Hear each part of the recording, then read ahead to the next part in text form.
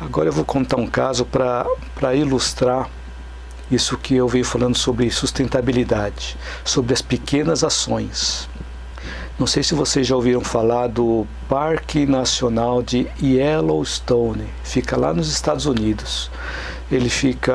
É um parque que ele faz parte dos estados de Wyoming, Montana e também de Idaho, lá nos Estados Unidos. Então esse parque ele pertence a 3 estados. Então ele foi inaugurado em março de 1872 e cobre uma área de mais ou menos 9.000 km², que isso representa 1,5 vezes o tamanho do Distrito Federal do Brasil. Então em 1918 houve um esforço daquela população para proteger as populações de alce. Então o serviço do parque ordenou a exterminação de pumas e outros animais predatórios que existiam no parque de Yellowstone. Então os caçadores do serviço de parques seguiram essas ordens e por volta de 1926 já tinham abatido 122 lobos. Só que na década de 1990, o governo federal reviu essa posição com relação aos lobos. Então teve até uma decisão controversa envolvendo essa organização com a tarefa de proteção de espécies ameaçadas. Então foi decidido a reintrodução desses lobos no parque. Então, porque após o extermínio do lobo, o coiote tornou-se o predador topo naquele parque. Só que o coiote ele não tinha capacidade de exercer predação sobre os animais de maior porte. Então, como resultado, a megafauna começou a tornar enfraquecida e doente. Então, a população de corças crescia muito rapidamente por não terem mais lobos para se alimentarem deles. E conforme a população de corças crescia, eles se alimentavam dos vegetais e a vegetação foi reduzida a quase nada. Então foi aí que em 1995 se introduziu uma alcateia de 10 lobos que foram transferidos do Canadá. E depois, nos anos seguintes, algumas outras dezenas de lobos foram transferidas também de outras regiões. Então, 20 anos depois, o número de animais e de espécies de animais aumentou muito. A floresta recuperou-se e até os rios mudaram. Então, no começo, quando os lobos foram introduzidos de volta no parque de Yellowstone, os lobos mataram algumas corças. E isso fez com que o comportamento das corças também mudasse. Então, as corças começaram a evitar certas partes do parque. E, gradualmente, esses lugares começaram a se regenerar. Em algumas áreas, as árvores até quintuplicaram em 6 anos. A vegetação também voltou a crescer e com isso os pássaros começaram a aparecer de volta nesse parque.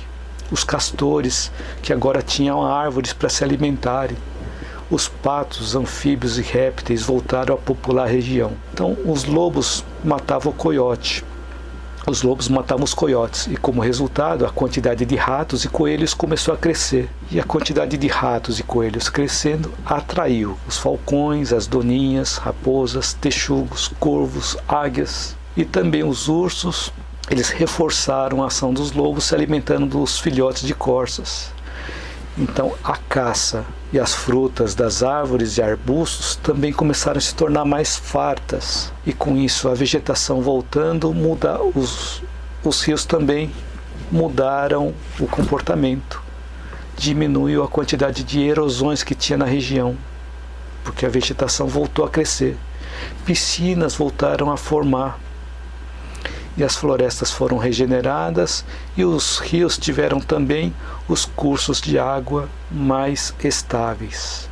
Então esse exemplo mostra que os lobos, mesmo em pequena quantidade, transformaram não apenas o ecossistema do Parque Nacional de Yellowstone, mas também mudaram a geografia física.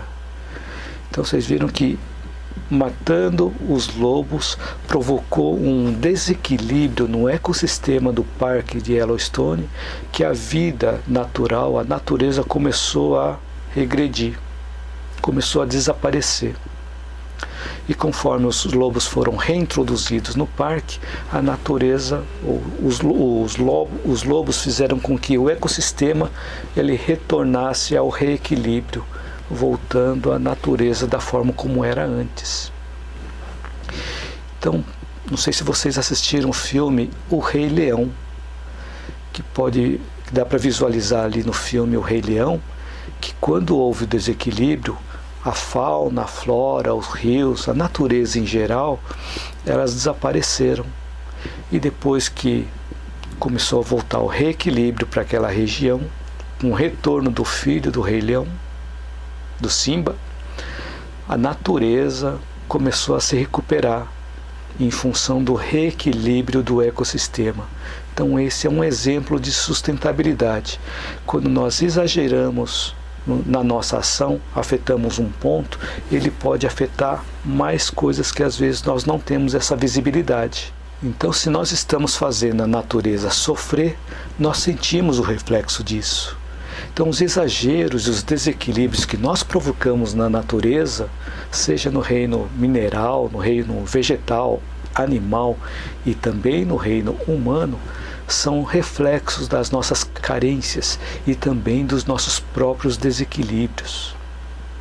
Então, o sofrimento da natureza é um reflexo dos nossos próprios desequilíbrios.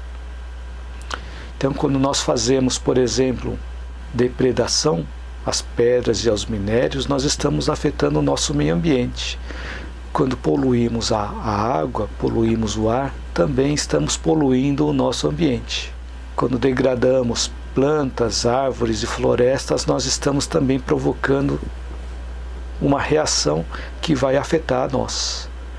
Da mesma forma, no reino animal e no reino hominal. Então, cada vez mais a globalização tem causado alguns efeitos, nos chamando a atenção para o cuidado coletivo e não cuidado individual.